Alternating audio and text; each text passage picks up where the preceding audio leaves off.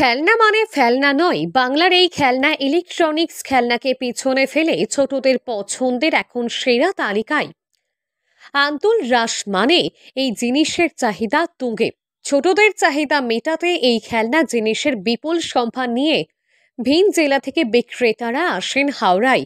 এবারও আন্তল রাস মেলায় বিপুল সম্ভার এই জিনিসের।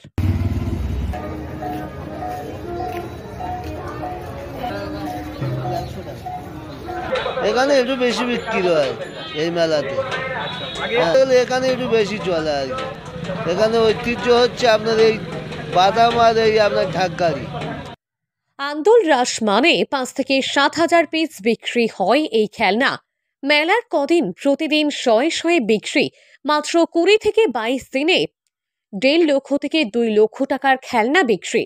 যখন বাংলার পুরানো দিনের খেলনা ক্রমশ চাহিদা কমছে, হাওড়া আন্তল রাস মেলায় ব্যাপক চাহিদার সঙ্গে বিক্রি হচ্ছে টুনটুন বা সরা ঢাক। আমি নিয়ে এসছি আপনার 1000 পিস, 2000 2500 তো আছে।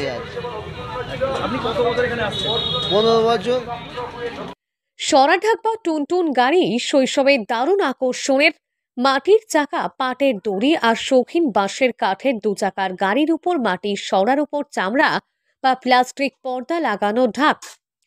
সামনে থেকে দড়িতে টান মারলেই চাকা ঘুরে, ঢাকের উপর কাঠি পড়লেই ঢাকের শব্দ, তাতে শিশুদের মন মুগ্ধ করে। পুরানো দিনের এই খেলনা প্রবীণদের মনে করিয়ে দেয় হারানো সেই শৈশব।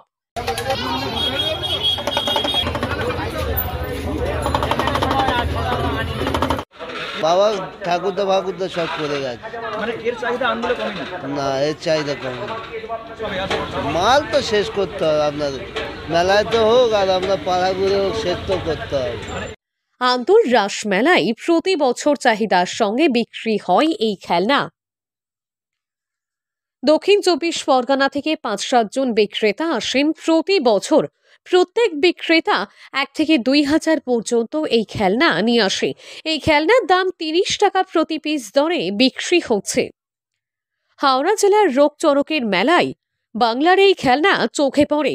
তবে বিক্রেতাদের কথায় সমগ্র জেলার মধ্যে সব থেকে বেশি চাহিদা হয় আন্তল রাস মেলায়।